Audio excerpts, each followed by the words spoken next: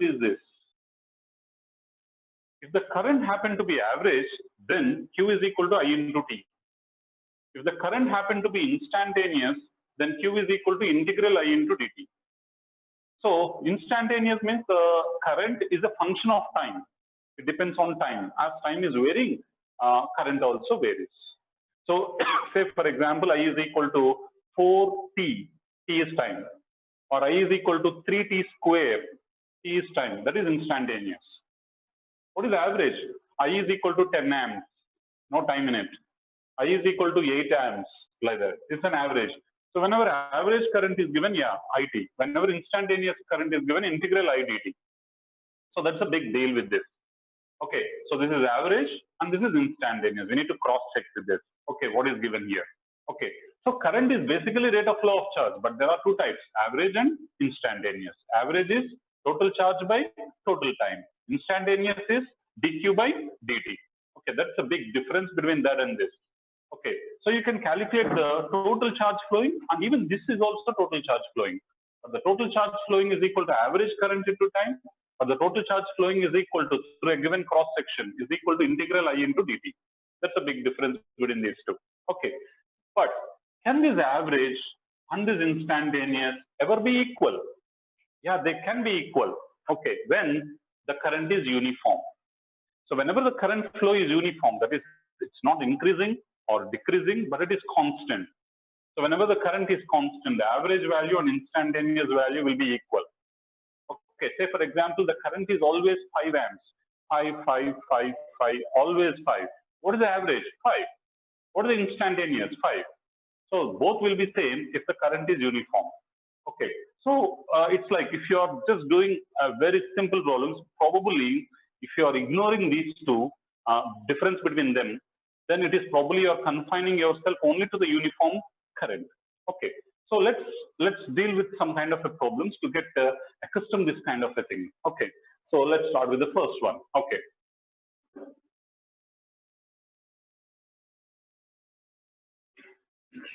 Average and instantaneous.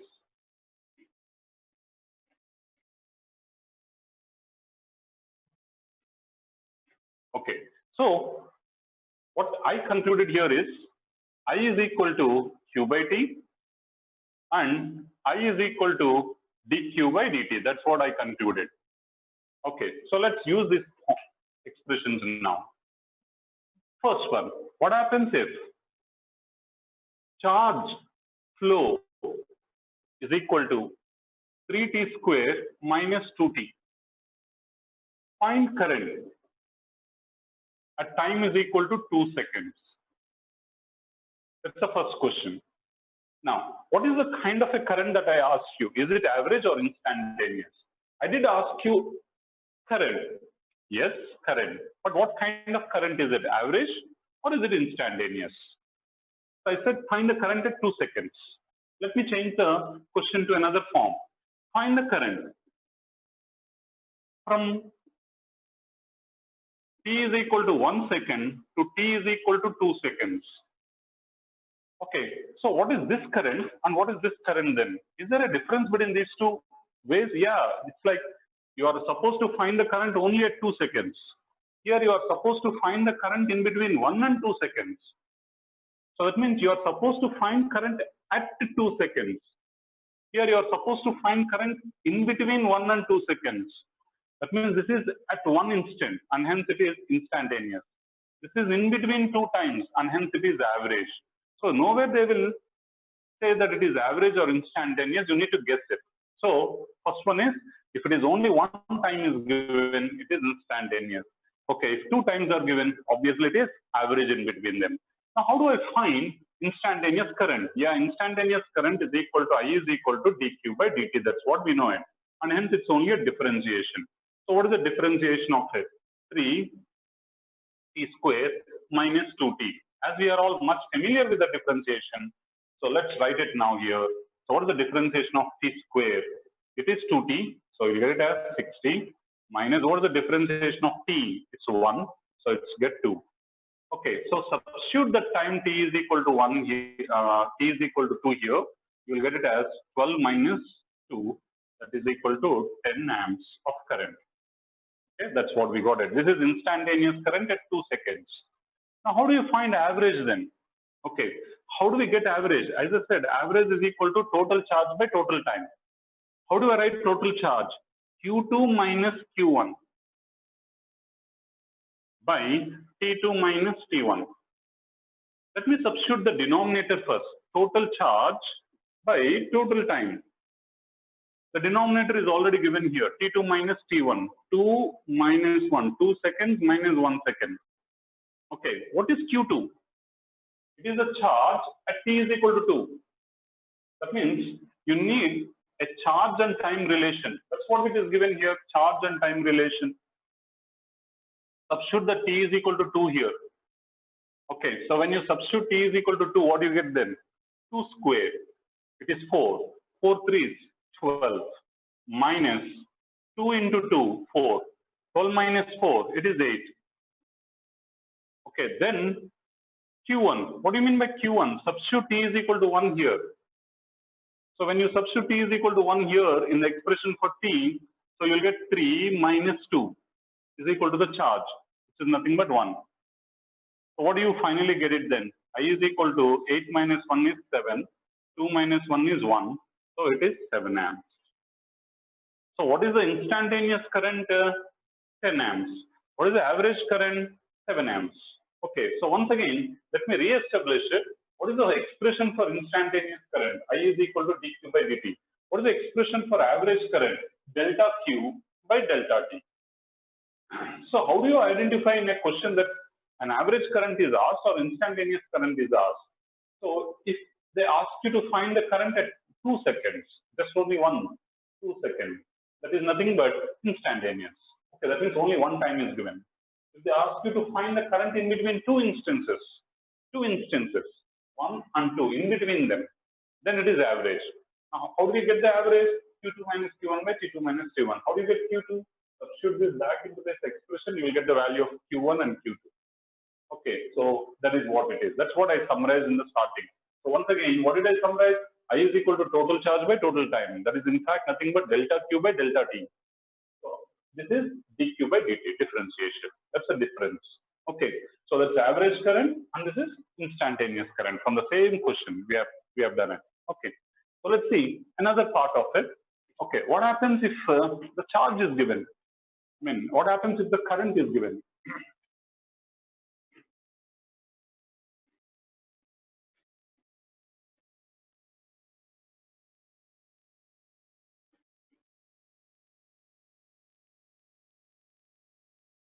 Okay. Say for example, we have one current. I is equal to 3t minus 2. It's a current. Now I ask you to find the charge that is flowing in between a time of 0 to 2 seconds. What is the charge that is flowing from 0 to 2 seconds? So I gave you current and I asked you to find the charge. What's the relation between current and charge? What kind of current is given? Instantaneous. And hence I is equal to dq by dt. Now what is dq then? I into dt. Now integrated. Q is equal to integral I. It is nothing but 3t minus 2 into dt. Now let's do the integration. What is the integration of t power 1? T power 2 by 2. What is the integration of t power 0? T. Now substitute the limits 0 to 2. So I guess you get it as 6 minus 4, which is equal to 2. That's it. So that is what the total charge that is flowing, coulombs, total charge that is flowing in between 0 to 2 seconds, in the interval of 0 to 2 seconds. Okay, so what kind of current is given? Instantaneous. And hence, okay, instantaneous current is this. So Q is equal to integral I into dt.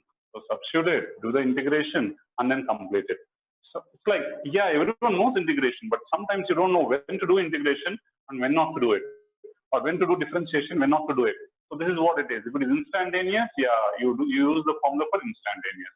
If it is average, you use the formula for average. Okay, that's what it means. And this is not just confined only to this chapter.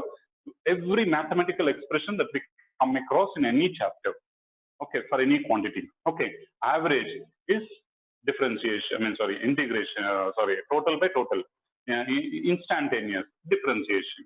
Okay, so fine. So let's see the other next part of it. That is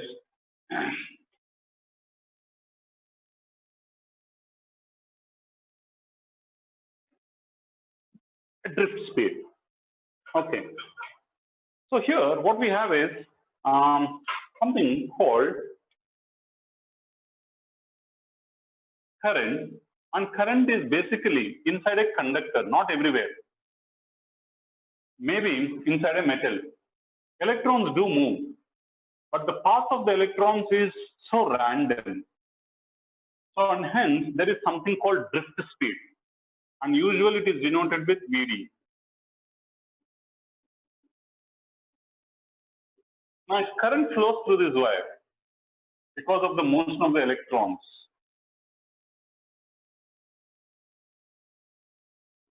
So, if electrons were flowing this way, the current direction is opposite.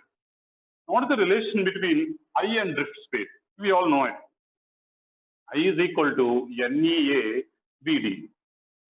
Here Vd is the drift speed. Now, what is A? Area of cross section. What is E? Electronic charge, because it's the electrons which are flowing.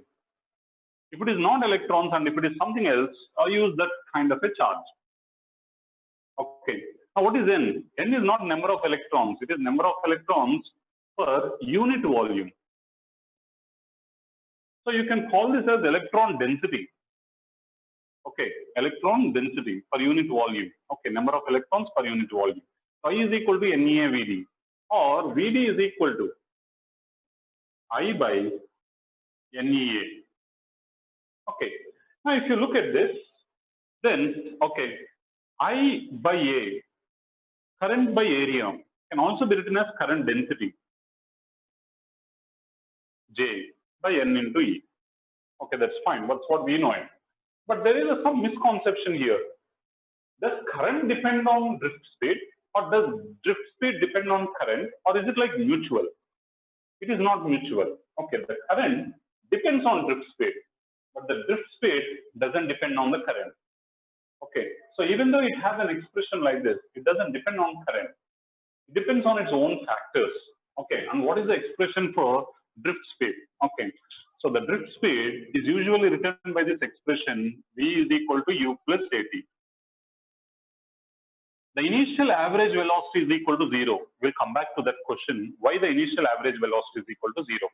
So in NEET level, we have questions, even in JEE mains level, particularly in this current electricity, you have some theoretical questions, because the theoretical understanding is so much, okay, wrong in most of the times. Okay, even books differ. Okay, let's see that exactly why it is so. Acceleration is nothing but force by m. Now, who accelerates? It's the electric field. So it is, acceleration is E force, EQ. That means EE. Force is EQ divided by m.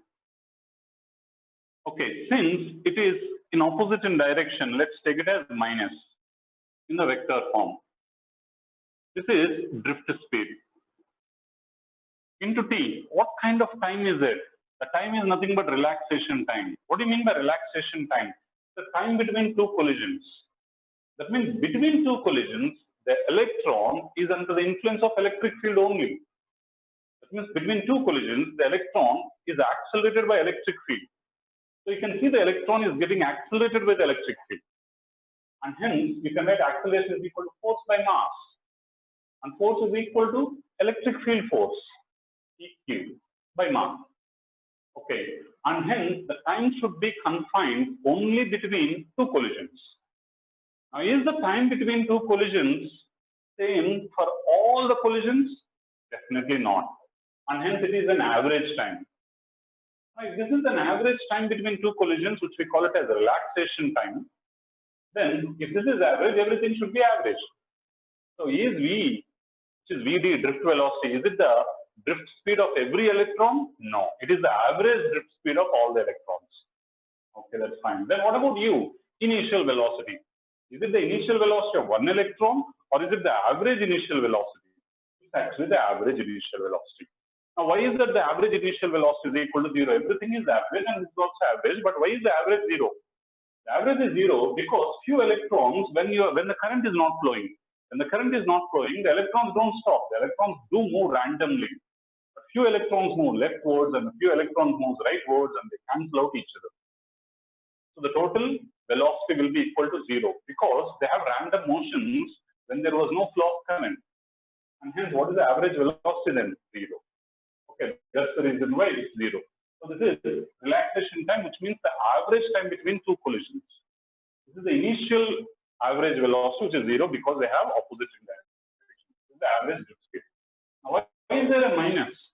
The minus is not because of the electron, but the minus is because the electrons and the drift speed are exactly in opposite in direction. See, in which direction does the electron move?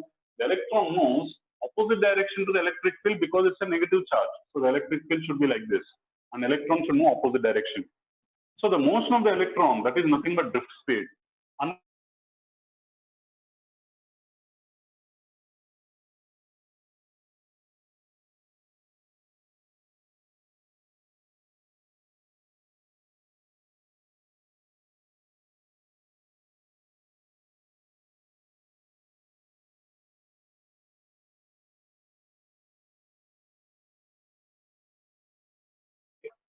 The wire can oppose it.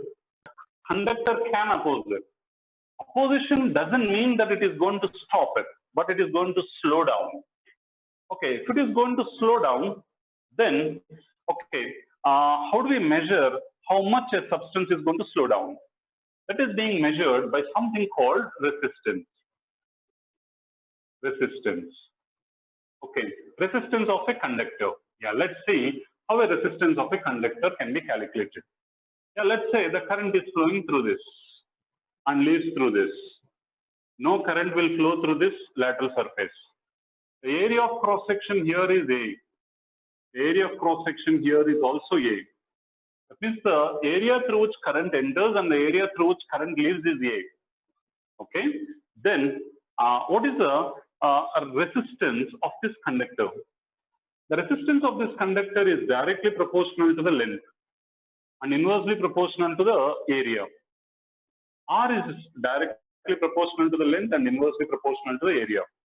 That implies resistance is equal to rho into L by A. Okay. Now, whose area is it? It's not both, any one of them, but both should definitely be equal. L, length, okay, of the conductor. Rho is resistivity. Everyone knows this expression. But let me tell you something. Don't try to take L as length of the conductor. Don't take A as area of cross section. That's where you go wrong, because this you might have learned it in your 9th standard itself, and you might have taken it as length of the conductor. Not every time length would be the L. Not every time every area could be, okay, or every cross section area could be A. So what is L? It is not length. Don't learn it as length. It is the length along which current flows. The length along which current flows. Okay, length along which current flows. Along the current. What is A? It is not necessarily the area of cross section. Even current can flow like this also. So it is not necessarily area of cross section. It is the area through which current enters and leaves. Okay, it is area through which it enters and exits. Now, which area you have to take it? Is it enters area or exit area? Any one of them. But both should be equal. Okay. So what is L? It is the length along which the current flows. What is A? It is the area through which current enters and leaves. Of course, the area through which current enters and leaves is nothing but pi r square here, because it's a circular cross section. Okay, that's fine. Now let us deviate. Once again, let's see this one. What is L? It is, don't take it as length. Take it as the length along which current is flowing. This is the length along which current is flowing. Okay, what is A? Don't take it as cross-sectional area. Take the as area through which current enters and area through which current leaves. Okay, so taking that into consideration, let's start writing the resistances. Okay, so let me take one example now. Okay, how to write the resistances. Maybe we'll take a cuboid. Okay, let us take a cuboid. So cuboid is the shape of a conductor now. It has some dimensions, length, breadth, as well as height. Now current will definitely flow, but from which end to which end? Any end, depends on how you create the potential difference. Maybe current is flowing through this end. Okay, then what is the resistance then? Now resistance is equal to rho resistivity into length. Since it is length, we can't simply write as L.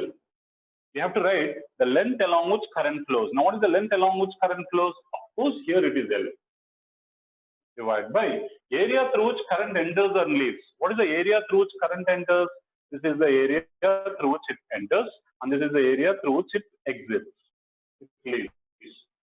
Now what is the area through which it leaves? Breadth into height. The same thing at which it enters. Okay, that's fine. Let's take another example then. Okay, so here, this is the conductor, the same cuboid. Okay, the same length, breadth, and height. Now this time, the current enters from this end and leaves like this. Okay, now let us write the resistance. Now what is the resistance then? Rho into length, along which the current flows. The current is actually flowing like this. Now it is not flowing this way. It's actually flowing like this. That means, what is the length along which current flows? It is not L, it is H. This is H. Okay, the length along which current flows is H. And what is the area through which current enters or leaves? This is the area through which current enters, and this is the area through which current exits. What is the area of it? This is L, and this is B. Okay, it's L into B. Okay, so if L is greater than B, greater than H, let's say for example. So what is the least value here? H. So since this is minimum, the resistance is also minimum. Okay, now what is the largest one? Length. If L is maximum, then this resistance is also maximum. Now, what is the ratio between maximum resistance to minimum resistance? Okay, you can divide it. Since it is of the same material, rho can be cancelled. Okay, so when you divide them, okay, you get some kind of an equation. So I guess B gets cancelled. So you get it as L squared by H squared. Okay, this is what you get it. Okay, once again, so this problem looks very simple. Okay, they will ask you to find the maximum resistance, or they will ask you to find the minimum resistance. This is maximum, it should be maximum in the numerator. This is minimum, then it should be minimum in the numerator. Okay, so if they ask you this maximum or minimum, or the maximum rate to minimum ratio, you can just simply divide them. But this entire thing looks very simple if you just believe this what I said. Okay, what is L? Don't take length of the conductor. It has the length along which the current flows. Don't take area as area of cross section. Okay, so you have to take A as the area through which current enters and current leaves. Okay, that's what you have to define it. Then your idea of this expression looks very, very simple. Okay, now taking the same Q into consideration, let us go ahead with the different other kinds of problems on this. Okay, one of them is this. Okay.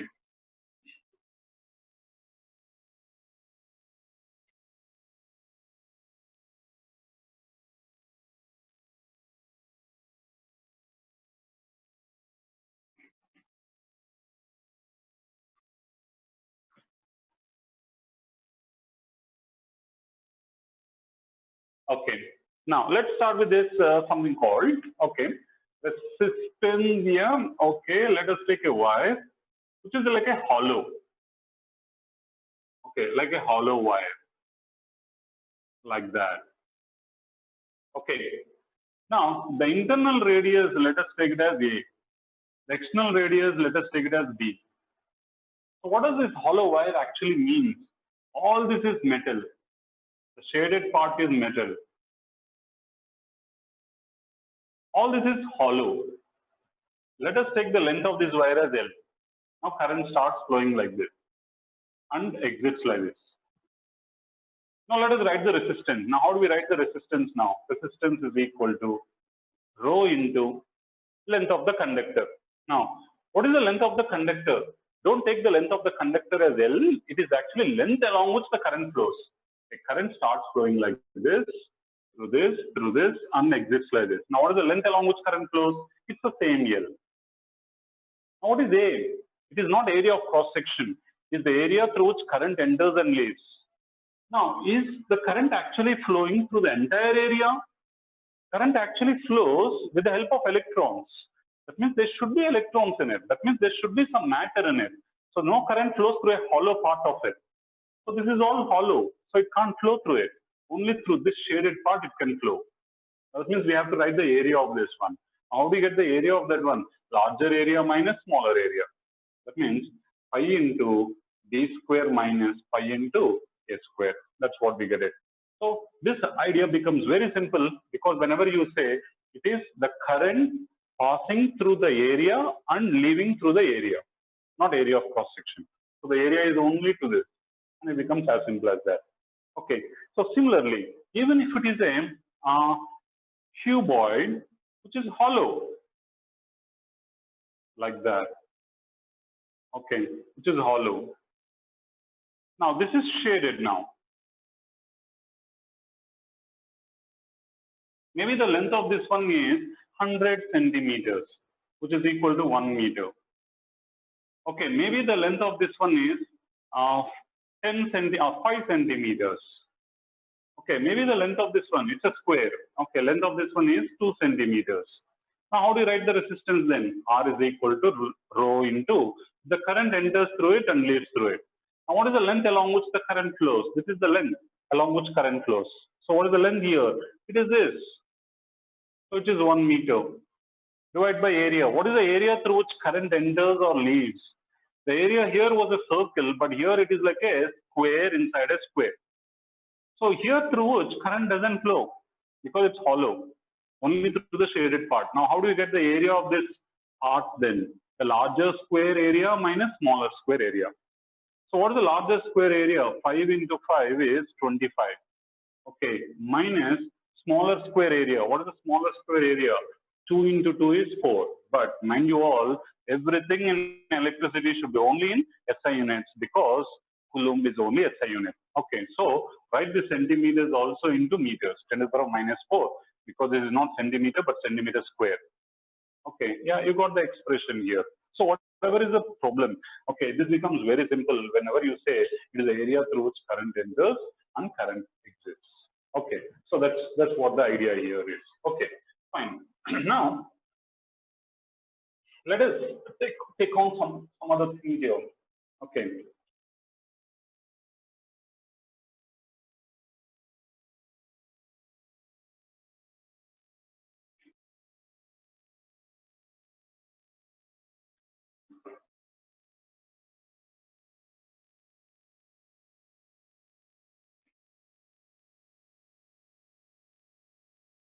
Okay, that's fine.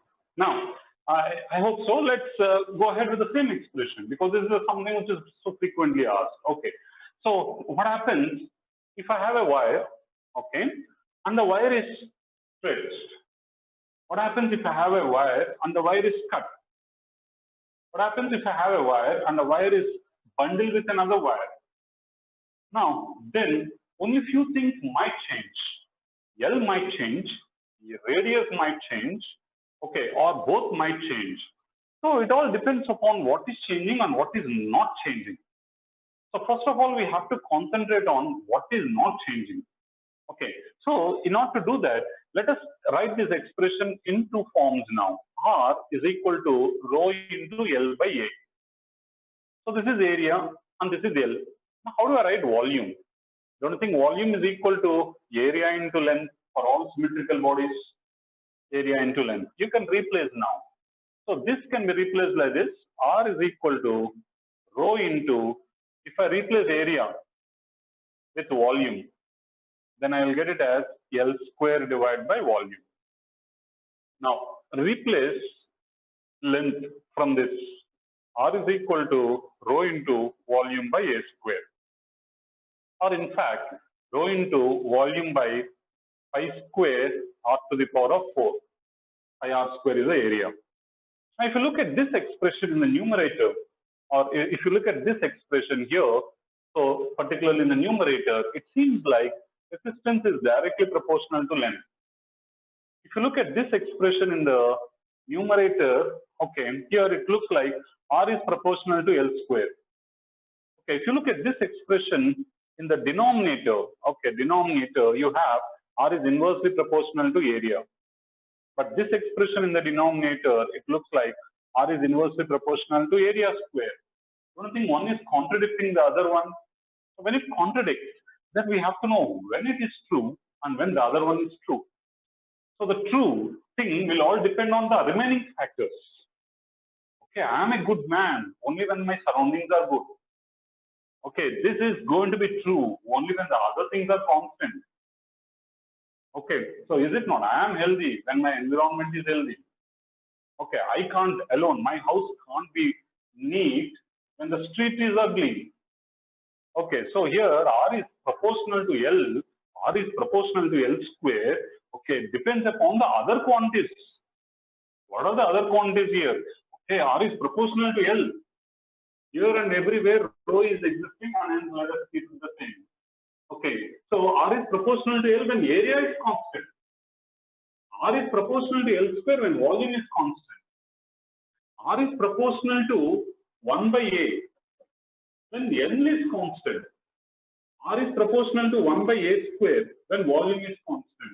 So what is very important here is it is not proportional to something which is important. It is what is constant in that expression. Okay, say for example, volume is constant. Then R is proportional to L square. Say because volume is constant.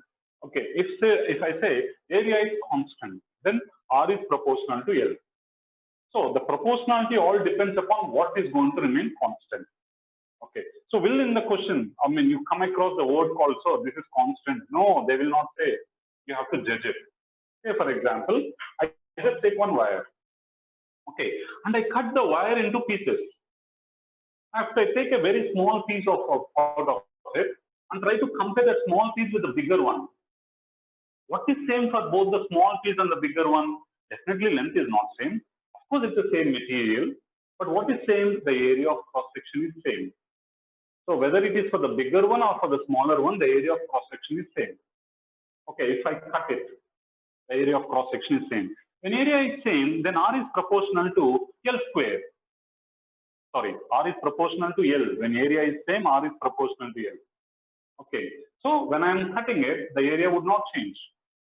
Now let us take the same wire. Instead of cutting it, let me elongate it, stretch it. Now as I am stretching it, what happens to the length? It increases. The nature doesn't change, but the length increases. Copper wire remains as copper only. But as its length is increasing, what happens to the area of cross section? Decreases. Yeah, length increases, but area of cross section decreases, and hence area is not constant. Then what would remain constant when I am trying to increase it? Volume would remain constant. So whenever we stretch, volume would remain constant, and hence resistance is directly proportional to L square. That's how you need to divide. Identify which expression is it. So I'll just give you one problem now. Okay. Now there is one wire. We just do it orally. There is one wire. Let us say the resistance of this wire is R. Now it is cut into 10 pieces. Now what is the resistance of one piece then? Okay. Now we all know when we cut it, the length is going to change. But should I write as R proportional to L, or should I write as R proportional to L square? When I cut it, the area of cross section doesn't change, and hence the area is constant. When area is constant, R proportional to L. Okay. So what happens to the length of it? It becomes 1 by 10 because I cut it into 10 pieces.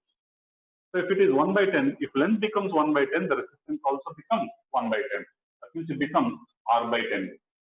Okay, that's what it is. Okay, so let's say I'll take another example now.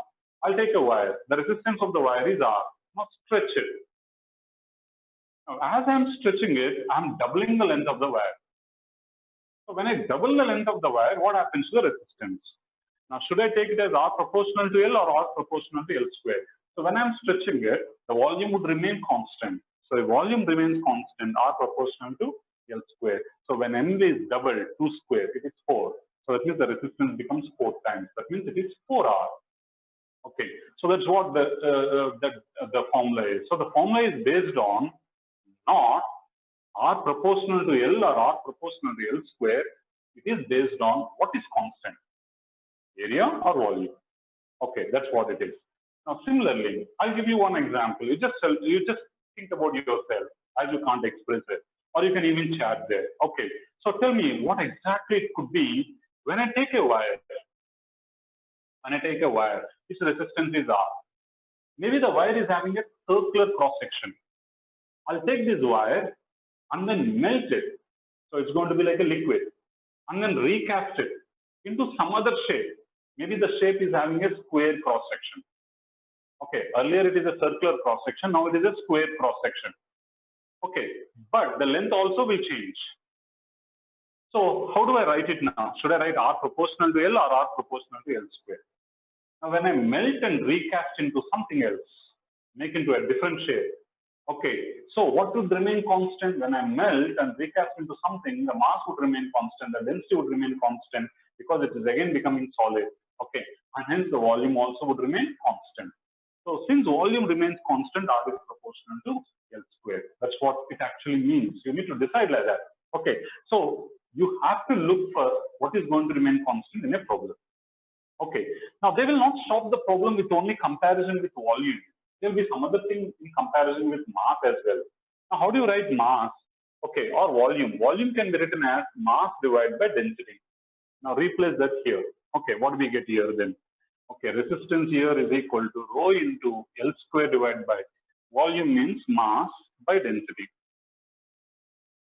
Okay, now replace volume here. Then you get R is equal to rho into volume means mass by density. Okay, into A square. Look at the surprising thing. Okay, here it seems like resistance is inversely proportional to mass. Now, if you look at here, resistance is directly proportional to mass, which is true. Both are true. Both are in fact true. But when is it true? It's important. So yeah, resistance is inversely proportional to mass when length is constant. You can see that the length is constant. Yeah, resistance is directly proportional to mass when area is constant.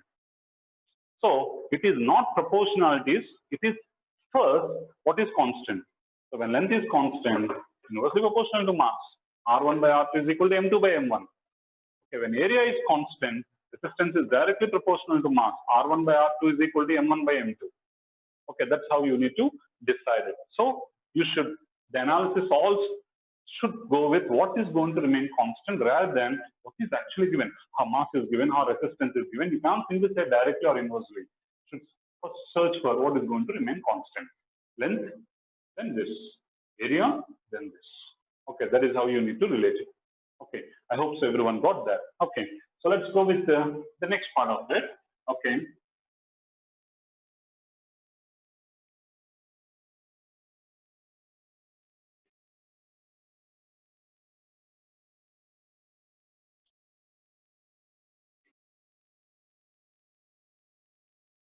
Okay, now let's go with this one. The thing is, okay, the resistance not only depends upon the length, the area, nature of the material, rho L by A, but it also depends on temperature. So how does the resistance depends on the temperature means we have an expression called temperature coefficient of resistance. Now what is the expression for temperature coefficient of resistance? Alpha is equal to, okay, delta R by R into delta T. Okay, delta R by R into delta T. So this alpha should be only for small range. It can't be for huge range. You know why? Because alpha also varies with respect to temperature. It should be only for small range. So when we write delta R, it means like R2 minus R1 by R1, that is initial resistance, into delta T, T2 minus T1. So just follow exactly what is there in the NCERT textbook. Don't go to any other thing. This expression varies. Okay, this alpha is not defined for all the temperatures, only for a particular temperature, which is this temperature. Okay, because even alpha is also varying with respect to temperature, and hence it should be only for small range. So when it is small range, at which temperature it is defined? It is defined at the initial temperature. Okay, so it is delta R by R into delta T, as we know it. You can also write it in terms of resistivity. Rho2 minus Rho1 by Rho1 into T2 minus T1. That's nothing but temperature coefficient of resistivity. Okay, so this could be positive. This could be negative. What do you mean by positive and what do you mean by negative? So it could be positive. Means, okay, this and this should have the same sign, or this and this should have the same sign. Okay, what do you mean by same sign? So that means if this increases, that means the resistance increases, temperature increases, resistance increases, then it is same positive. Temperature increases, but resistance decreases, then you will get negative. That's what mathematically it implies. Okay, so if one is increasing, the other one is decreasing, then okay, it is negative. Okay, if both are increasing or both are decreasing, then it is positive. So there are a lot of materials with positive alpha and negative alpha. Okay, so it is not just the positive alphas and not just the negative alphas. There could also be something called zero alpha. What do you mean by zero alpha? Let the temperature increases, but the resistance would remain constant. So here, if I just take for all of them, temperature is increasing. Here the resistance, change in resistance would be zero. Here change in resistance is positive. That means it is going to increase. Here change in resistance is negative. That means it is going to decrease as temperature increases for all of them. Resistance decreases on heating. Resistance increases on heating. Resistance is not going to vary at all. Okay, that's what alpha is zero and positive and negative. Okay, so we have a combination of this, which actually makes us, so say for example, we want something like a heat sensitive device. What do you mean by heat sensitive device? It should respond to heat. So like a thermistor, like a device which is there in the refrigerator, like a device which is there in the air conditioning, okay, or like a device which is there in the room heater. Okay, what does that device do? Whenever it reaches certain temperature, it switches off. Okay, that means it should be heat sensitive, or like the device which is there in the ironing box. Do you think in the ironing box, when it reaches to certain temperature, okay, the current will stop, and the heat increase also will stop, and thereby you can properly iron without burning the cloth. So it should stop on its own. So when you said that, so that's nothing but a thermistor. So what does the thermistor do? It breaks the circuit. It actually stops the current when certain temperature is reached. How does the device actually identify the temperature? It is not having sense like our finger. So it will be heat insensitive device. Okay, so we use thermistor. I mean this kind of an alpha. Oh, okay, so this is what I hit. Or some other thing. Say for example, large values of alpha are actually used for standard resistances. So what do you mean by standard resistance? The resistance should not change. Okay, resistance should not change. No, resistance should not change means this should be very, very, very, very small. Okay, if it is very, very small, okay, then this should be very small. So alpha should be very, very small. Okay, heat sensitive device. Okay, it should quickly change. That means this should be large. This also should be large. That's how it is. It could be positive or it could be negative. But the modulus should be large for heat sensitive device. Modulus should be small for standard resistances. But basically, this is how it is actually like that. Okay, R2 minus R1 by R1 into T2 minus T1. Okay, so let us take one of the good examples of a problem here, then the conceptual part of it. Okay, but as I said, the conceptual parts are very important in this aspect, the initial aspects of the current electricity, either in JEE Mains or in NEET level. Okay, so we discussed it. Now let's go with the a problem on it. Excuse me. Okay, now let me take some two resistors. it is having some resistance R1, and there is another resistor, and it's having some resistance R2. Its coefficient, temperature coefficient is alpha, and its temperature coefficient is alpha 2. Now, my condition is that the total resistance should be independent of temperature. That means it should remain constant, independent of temperature. It should not change with respect to temperature. Oh, when we heat it, yeah, both will change, but the total resistance should remain constant. That's what it is. That's what the condition is. Now we have to look for that condition now. So what is the total resistance when they are in series? Okay, we all know it. R is equal to R1 plus R2. Now take delta on both sides.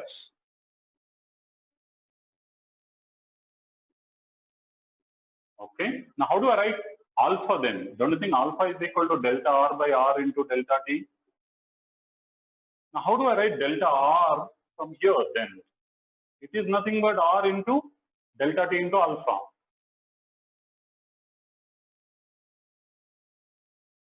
Now what about this? R into alpha into delta T. Now what about on the right hand side, left hand side? Okay, so here delta R is 0. How did you say delta R is 0? Because resistance is constant. So the total resistance should remain constant, not the individual resistances. The total resistance has to remain constant. The change in that resistance must be 0. Then take it to the other side, cancel the delta T. You will get R1 alpha 1 is equal to R2 alpha 2. Of course, there is something like minus. What does that minus implies? If one is positive alpha, the other one is negative alpha. So why should one be positive alpha or the other one be negative alpha? Because the total resistance should remain same. If on heating, if one of them increases, the other one should decrease. Positive alpha means increase in resistance, negative decrease in resistance. So if one of them, the resistance increases, the other one resistance decreases, then it compensates. And the total resistance would remain constant. So this is like R is equal to R1 plus R2 and delta R is equal to delta R1 plus delta R2. The total resistance is 0 because that's what the condition is required for. Okay, the total resistance should remain constant. That means the change in resistance is 0. Okay, then this is what we get the condition. Okay, this is for series. Now, can you all do the same thing for the parallel? What will you do in the case of a parallel? Okay, in the case of a parallel, yeah, the total resistance should still remain constant in parallel. Then the total resistance formula is not this. We get that as 1 by R is equal to 1 by R1 plus 1 by R2. Now again differentiate it. You get that expression. So in that case of parallel, you will get R1 by alpha 1 is equal to R2 by alpha 2. Of course, there is a minus. Okay, so it is different. This is directly inversely proportional. This is directly proportional. Okay, but here instead of R is equal to R1 plus R2, we have to take 1 by R is equal to 1 by R1 plus 1 by R2. Or if you just say R1 by R2 here, you will get as alpha 2 by alpha 1 series. Here, R1 by R2, you get as alpha 1 by alpha 2, of course minus. So 1, 1, here 1, 2. Okay, series is 1, 2, parallel is 1, 1. Okay, so here you have to take R is equal to R1 plus R2. There you have to take 1 by R is equal to 1 by R1 plus 1 by R2. Okay, so you get the same thing here. The total resistance should remain constant for a combination. Okay, so that's what it is. One is direct ratio, the other one is indirect ratio. Okay. Then, okay. So you have a lot of alphas. Is it not? Large alpha, small alpha. Okay, positive alpha, negative alpha, zero alpha. Okay, once again, let me put that into a point of discussion. What do you mean by positive alpha? Positive alpha means as temperature increases, resistance also increases. What do you mean by negative alpha? As temperature increases, resistance would decrease. What do you mean by zero alpha? As temperature increases, resistance would remain constant. What do you mean by higher alpha? It's a heat sensitive device. As temperature increases, resistance would increase by a large value, which is heat sensitive device, which is thermistor. Okay, now what do you mean by low alpha? Okay, as temperature increases, resistance would also increase or decrease, depends upon that. Okay, positive or negative, but by a smaller value. Okay, this is for standard resistance. This is for heat sensitive devices like room temperature to be maintained inside a room. We use a thermistor, or we use something like ironing box, the proper one. We put cotton in it. Once it reaches the cotton, the circuit is broken down and the current doesn't flow. Okay, so it doesn't go beyond that point. Okay, so it should stop. Okay, that means it should be sensitive to the heat. So it should be sensitive to the heat means it should be very high alpha. Okay, that's what it actually means. Okay. Taking that. Okay, so let's go with another aspect of it. Okay.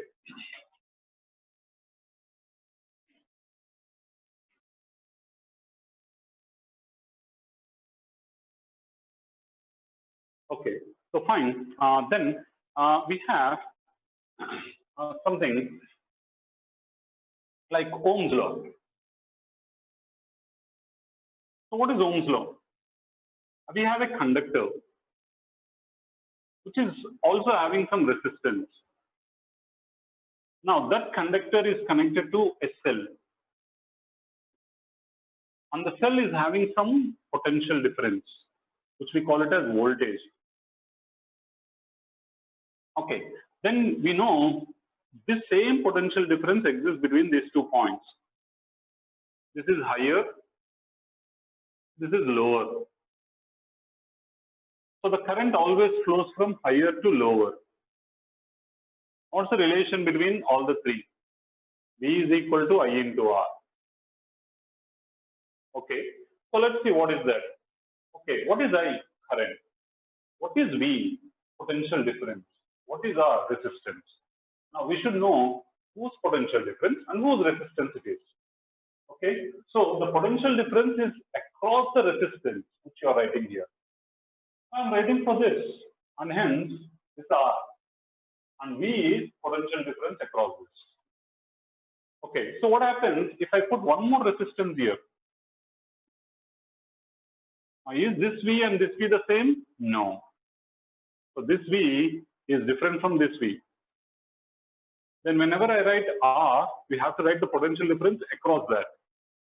So V is equal to I into R. Now you want the potential difference across this. What do you get then?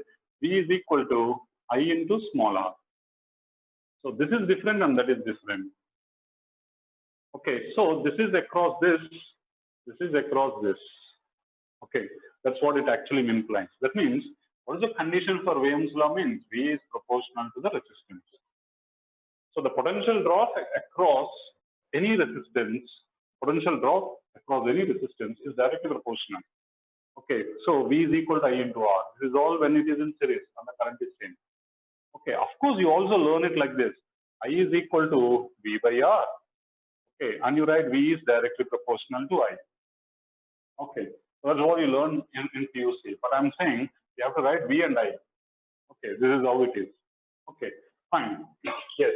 Now let's go with another aspect of it. That is, for the sake of an understanding, I'm just trying to modify the understanding of the law. Okay. So to solve the problems. Okay. So let us discuss some of the problems. Okay. So we all know total resistance in series and parallel and so on. So let's go with this. There is one resistance here, there is another resistance here, there is another resistance here. Okay, there is a cell here, and this is how it is. Now this is having a voltage of 20 volts. This is 6 ohms. This is 3 ohms. This is 4, I could say, okay, 8 ohms. Okay, so what I want is current through this. What I want is the voltage across this. Of course, you also find the total resistance. Give a try with this. Okay, I'll give you 1 minute time. Okay, how do we find this one?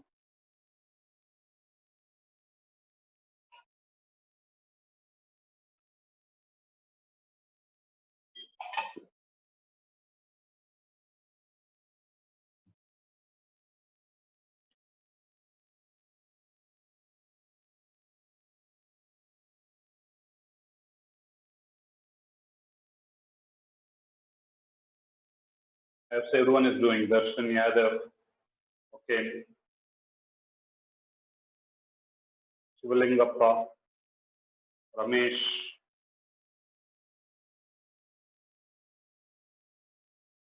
Siri, Vidya, Bilvashri,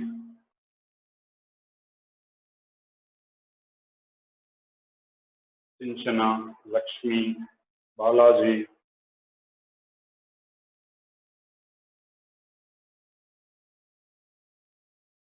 Manoj, Jayant,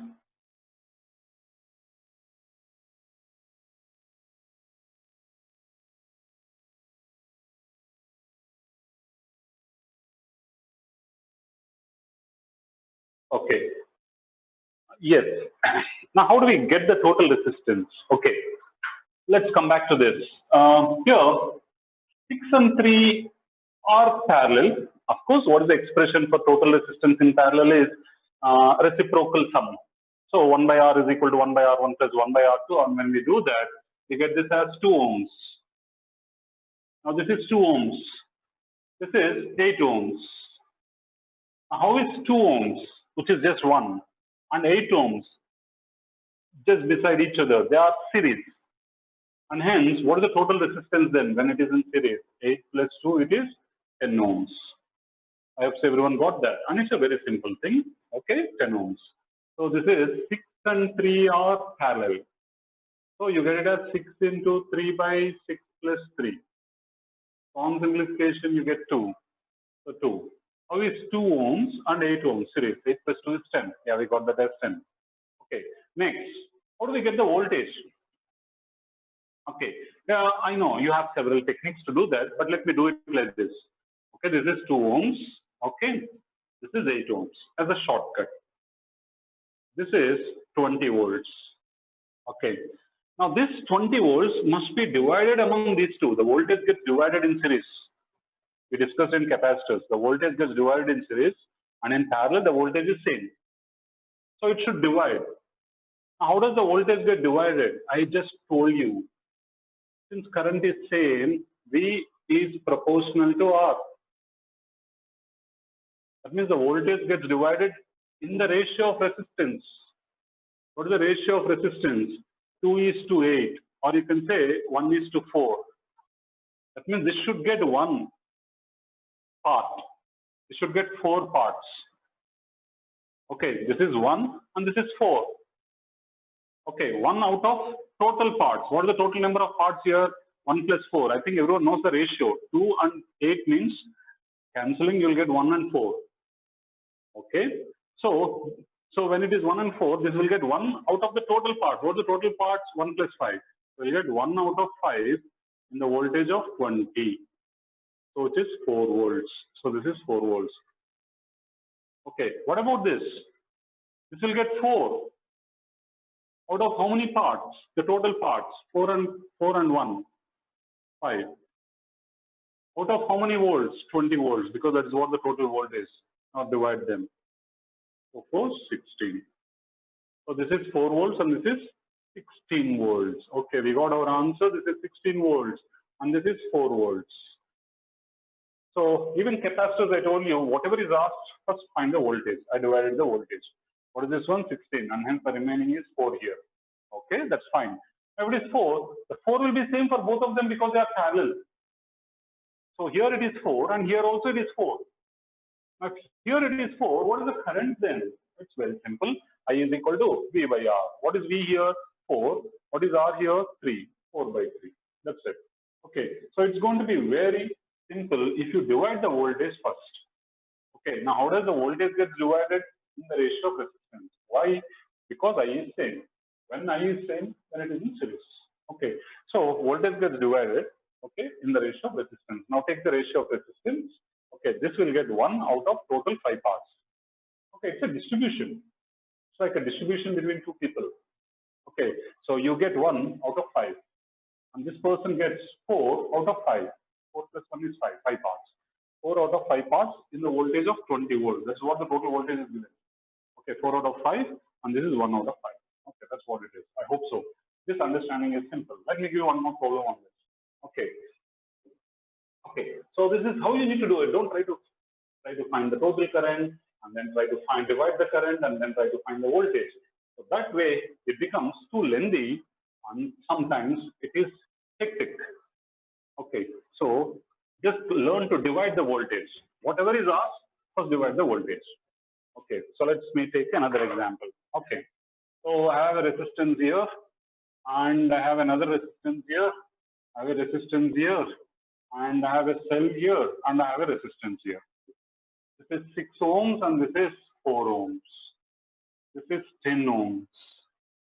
This is 2 ohms. This is 24 volts. Okay, now what I want is the current through this. What I also want is the voltage across this. What I also want here is the voltage across this. Okay, now give it a try now. I don't need total resistance. Total resistance is very simple, I guess. Okay, so what I want is this. Okay, go ahead and try to solve it. Okay.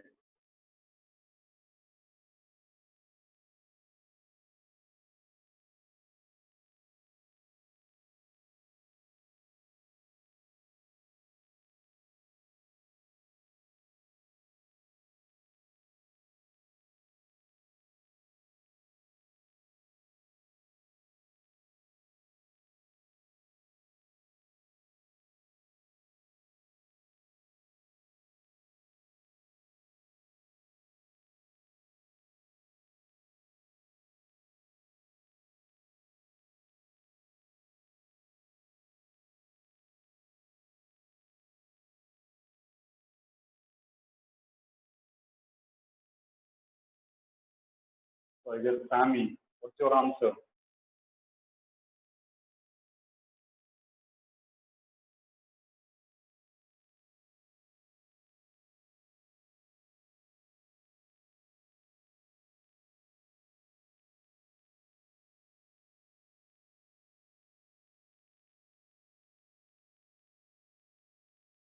Okay, now let's go with this. Give it a try. As I said, what is the priority of this one is you have to divide the voltage. Dividing the voltage starts with combining the resistors. So let us combine these two. Okay, so what do you get when you combine these two? 6 and 4 are in series, so it's going to be 10. 10 and 10 are in parallel, so it's going to be 5. So that means what I get it is, here it is 5 ohms, and here it is 2 ohms, and this is 24. Okay, so 6 and 4 are in series, and it is 10 volts. This and this are in parallel, and hence by 2. Okay, it's quite opposite to the rest of the capacitors, series and parallel formulas. Okay, so 6 and 4 are in series, so 6 plus 4. Okay, 10. 10 and 10 are parallel. Parallel means by 2. Series means into 2 when they are same. Okay, so it is 10 and 10 are parallel, no? So by 2. So that means it becomes 5 ohms. This is 2 ohms. Now, how is 5 and 2? 5 and 2 are not parallel. You know, it's the same current is flowing. See that? Same current is flowing. It's one loop. One loop means one current. So just the same current has to circle here. Okay, if that is the case, then how do I get the value of voltage across this? Okay, so the voltage is divided, okay, in the ratio of resistance. Now, what is the ratio of resistance? 5:2. So this one should get 2. Is it not? This one should get 2. Out of how many parts? Total parts, 5 plus 2. It's like a sharing. Okay, so this should get 5 parts, this should get 2 parts out of the total value. So 2 out of how many parts? The total number of parts is 7. 2 by 7. That's how you write the fraction. 2 divided by total. Into voltage. What's the voltage? 24. Okay, I don't think this goes. If it is 21, it does. Okay, then it is 48 by 7. Okay, we got the answer for this. Now, what about for this? Okay, it's very simple. Okay, what we have to do it is the remaining voltage. What is the remaining voltage? Okay, 24, or you can say 5 out of 7. 5 out of 7 into 24. Okay, so 5 4 is 20. 5 2 is 10 plus 2. 120 by 7. So this is all going to be 120 by 7. Need not be always some kind of a whole number. It could be in fractions. Okay, so this one is going to be something like 48 by 7. You can put it in decimals. This is 120 by 7. Now this is 120 by 7 means these two branches are parallel. So this is 120 by 7. This is also 120 by 7. Okay, so what is the voltage across this means? It is 120 by 7. And hence what is the current? If you know resistance and if you know voltage, you can get the current. Now what is the current here now? Current is equal to voltage. I is equal to V by R. So what is voltage here? 120 by 7. Now what is the resistance of this? 10. So we'll get it as 12 by 7 amps. Okay, we got the current here. Okay, so I said we need to get the voltage also here. Now how do we get the voltage there? Again, the voltage must be divided among these two. How much voltage is divided among these two? Whatever is across this, it is 120 by 7, not 24. Okay, that should be divided among these two. What is the value of 120 by 7? Okay, 7, 1, 7. So it is like 50. 7, 7, 49. Okay, so 17.1 volt. So 17.1 volt must be divided among these two. Okay, so in what ratio will be divided? Because series means it should be divided. Parallel means it's same. So it should be divided because 6 and 4 are series. It should be divided among these two. Okay, in what ratio it will be divided? 6 is to 4. That means 3 is to 2. That means 2 out of 5 in 17.1 volts or 120 by 7. Okay, that's what the voltage here is. Okay, so once again, let me put it like this. It's a very simple thing to do it. First one is try to make a very simple loop. I'm making a procedure. Try to make a very simple loop. A simple loop is just one loop. Club them. Okay, so this is how we got it. Now divide the voltage. Maybe voltage is not ours. Maybe current is ours, but still you find voltage. Now, how do you get the voltage? If they are parallel, the voltage is same. If they are series, the voltage gets divided. In what ratio do they get divided? In the direct ratio of resistance. Okay, divide them. Okay, you get the voltage. Similarly, you get the voltage. Since these two are parallel, the voltage is same. So it's 120 by 7 is the voltage here, and hence you can calculate the current directly. Now, how to divide this 120 by 7, which is 17.1, among these two? Because they are in series. No, we have to divide it. It divides in the ratio of 6 is to 4 or 3 is to 2. So you will get 2 out of 5 parts in 17.1. You get the voltage. Okay, that's how it is. Okay, so you have to divide the voltage if they are in series, and if they are in parallel, there is no necessity. If they are just same. Okay, so but starting should always be one loop. Okay, that's just simple technique. Okay, there is another way to do it. Maybe you will do it like that in PUC. Find the total resistance, find the total current. I is equal to total voltage by total resistance, and then start dividing the current. Okay, that's another way. But that is something which is lengthy, so let us divide always by voltage rather than finding the current. Okay, I guess you all got that. Okay, so fine. Let's go and move on to another one. That is, what happens if you are supposed to find the total resistance only? If I have to find the total resistance only, what kind of questions do I expect? Do I expect very simple questions? No, since this finding of total resistance is also part of your school level, 8th standard and 9th standard. Okay, some students 10th standard. Okay, so we don't expect this kind of questions to come in the NEET level or in fact in the JEE mains. So, but there is some other kind of a questions that can come, that is some very complex thing, circuits. What are the complex circuits? Say for example, I have one thing like this. Okay, now this is a circuit for us. So this is resistance R for every branch. So between these 2 points A and B, you are supposed to find the total resistance. Now, how do you find the total resistance? Okay, in this kind, only total resistance, just total resistance, nothing voltage and all that, total resistance. How do we find the total resistance? Okay, we have to find something in series or in parallel. Do you all see anything which is in series or in parallel? Maybe this is A, B, maybe this is C, D.